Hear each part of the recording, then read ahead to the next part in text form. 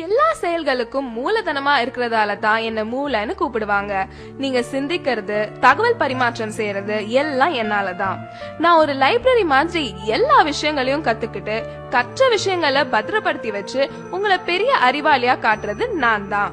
உங்களோட உணர்வுகளையும் உடல் அசைவுகளையும் கூட நான் தான் கட்டுப்படுத்துறேன். ஆனா ஏதோ உலகத்திலேயே உங்களுக்கு தான் இல்லாத வேலையும் பிரச்சனையும் கவலையும் இருக்க மாதிரி நிம்மதி இல்லாம மன அழுத்தத்தை உண்டாக்கி எனக்கு பிரஷர் குடுக்கறீங்க. சரியா தூங்குறது இல்ல, சத்தான உணவு சாப்பிடுறது இல்ல, உடற்பயிற்சி பண்றது இல்ல, மனசை அமைதியா வச்சுக்க ஒரு சின்ன முயற்சி கூட எடுக்கிறது இல்ல.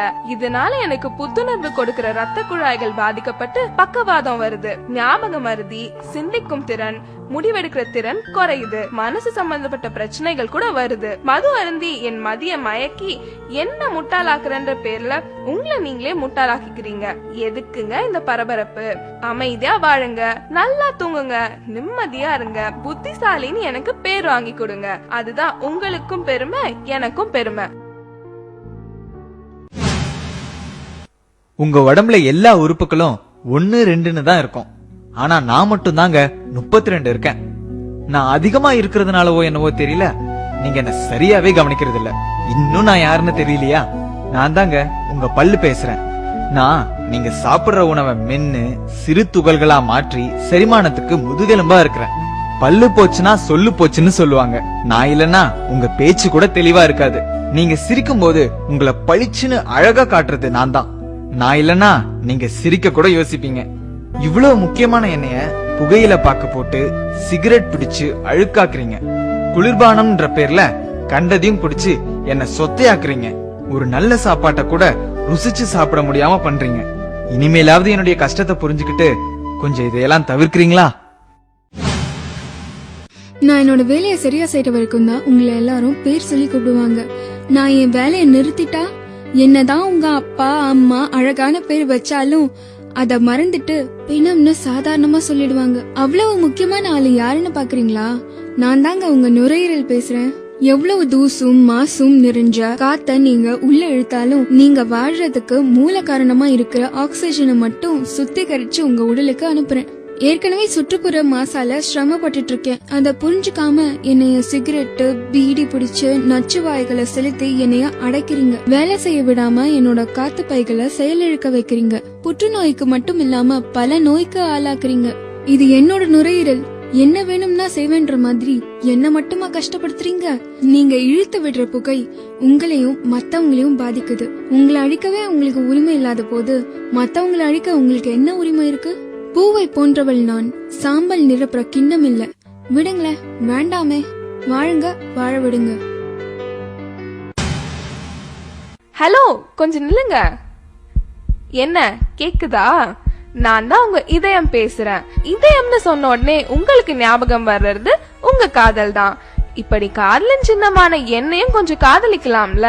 நான் ஒரு நிமிஷம் கூட ஓய்வெடுக்காம துடிச்சு துடிச்சு ரத்தத்தை சீரா உங்க உடல் முழுவதும் கிடைக்க செய்றேன். நான் துடிக்கலனா நீங்க துடிச்சு போயிடுவீங்க. ஆனா சிகரெட்டு, மது, ஆரோக்கியம் இல்லாத மேல்நாட்டு உணவு, கொழுப்புள்ள உணவு சாப்பிட்டு உடற்பயிற்சியும் செய்யாம எனக்கு அழுத்தத்தை கொடுத்து மாரடைப்பு வர செய்யறீங்க. ஒண்ணு மட்டும் ஞாபகம் வச்சுக்கோங்க, நான் துடிக்கிறத நிறுத்தினா உங்க துடிப்பும் அடங்கி போயிடும். இனிமேலாவது அவன் சொன்னா இவன் சொன்னா ஸ்டைலு பிரஸ்டீஜ்னு சொல்லிட்டு இந்த பாழா போன விஷயங்கள் எல்லாம் செய்யாம நல்லா சாப்பிட்டு ஓடி ஆடி உடற்பயிற்சி செஞ்சா காதலின் சின்னமான நானும் நல்லா இருப்பேன், காதலிக்க நீங்களும் நல்லா இருப்பீங்க. ஒரு வேளைக்கு சாப்பிட சொன்னா 3 வேளை சாப்பாட்ட ஒரே நேரத்துல சாப்பிட்டு என்ன திணறடிக்கிறீங்க. இது உங்களுக்கே நியாயமா இருக்கா? யாருன்னு யோசிக்கிறீங்களா? நான் தாங்க உங்க வயிறு பேசுறேன். வெந்தும் வேகாத கொழுப்புள்ள உணவை இஷ்டத்துக்கு சாப்பிடுறீங்க. அதை நான் செரிக்க வைக்கிறதுக்குள்ள நொந்து நூலாயிடுறேன். செரிமானத்துக்கு உதவி பண்றேன்ற பேர்ல கேஸ் நிறைஞ்ச குளிர்பானங்களை குடிக்கிறீங்க. இதுல மேலும் நான் புண்ணாயிடுறேன். இப்படி ஒரு பக்கம் அதிகமா சாப்பிட்டு சாகடிக்கிறீங்கன்னா இன்னொரு பக்கம் வேளா வேலைக்கு சாப்பிடாம டயட்ன்ற பேர்ல சாகடிக்கிறீங்க. இது போதாதுன்னு இன்னும் கஷ்டம் கொடுக்கற மாதிரி மது அருந்தி அந்த கசப்பை மறைக்க ஆரோக்கியம் இல்லாத உணவை சைட் டிஷ்னு ஸ்டைலா சொல்லிட்டு சாப்பிடுறீங்க. நீங்களே கொஞ்சம் யோசிச்சு பாருங்க, நான் எவ்வளவு மென்மையானவன்னு. குப்பத்தொட்டி மாதிரி கண்டதையும் போட்டு நிரப்புறீங்களே, இது வயிறா இல்ல குப்பத்தொட்டியா? ஆசைக்கு சாப்பிடுங்க, ஆடம்பரத்துக்கு சாப்பிடாதீங்க. தேவைக்கு சாப்பிடுங்க, தேவையானதை தேர்ந்தெடுத்து சாப்பிடுங்க. ஆயுள் முழுக்க நல்லா இருப்பீங்க. நான் ரொம்ப நல்லவங்க. எனக்கு தீங்கு செய்ய நினைக்கிறவங்களுக்கு கூட முடிஞ்ச அளவுக்கு நன்மையே செய்யறேன். என்ன பாக்குறீங்க? நான் தான் உங்க கிட்னி பேசுறேன். உங்க உடம்புல உள்ள அழுக்கு அனைத்தையும் வடிகட்டுறது நான் தான். உடம்புல உள்ள தண்ணி, உப்பு மற்றும் அமிலங்களை சமநிலையா வச்சுக்க உதவுறேன். பல்வேறு ஹார்மோன்களையும் நான் சுரக்கிறேன். பல நன்மைகளை உங்களுக்கு செய்யற எனக்கு பதிலுக்கு நீங்க என்ன செய்றீங்க? தீங்குன்னு தெரிஞ்சே மது அருந்துறீங்க, சிகரெட் பிடிக்கிறீங்க, கண்டதையும் சாப்பிட்டுட்டு உடற்பயிற்சி கூட செய்ய மாட்டீங்க. கெட்டதை சுத்திகரிக்கிறதுக்கு உதவியா தண்ணியாவது நிறைய குடிக்கிறீங்களான்னா அதுவும் இல்ல. குளிர்பானம்ன்ற பேர்ல கண்ட ஆசிடையும் குடிக்கிறீங்க. நீங்க நிறைய கழிவு அனுப்புறதாலயோ என்னவோ நான் 2 உறுப்புகளா படைக்கப்பட்டிருக்கேன். நான் பாதிக்கப்பட்டு சர்க்கரை நோய்னு டாக்டர் சொல்லிட்டா அப்ப மட்டும் என்ன விழுந்து விழுந்து மருந்து மாத்திரை கொடுத்து பக்குவமா கவனிக்கிறீங்க. இருந்த என்ன பிரயோஜனம்? போனது போனது தானே. இனியாவது கண்கட்ட பிறகு சூரிய நமஸ்காரம் செய்யாம புத்திசாலியா இருப்பீங்களா? நான் ஒரு சுத்திகரிப்பு ஆலை, ஒரு சேமிப்பு கிடங்கு. பல வேலைகளை ஒன்னா செய்யறேன். யாருன்னு பாக்குறீங்களா?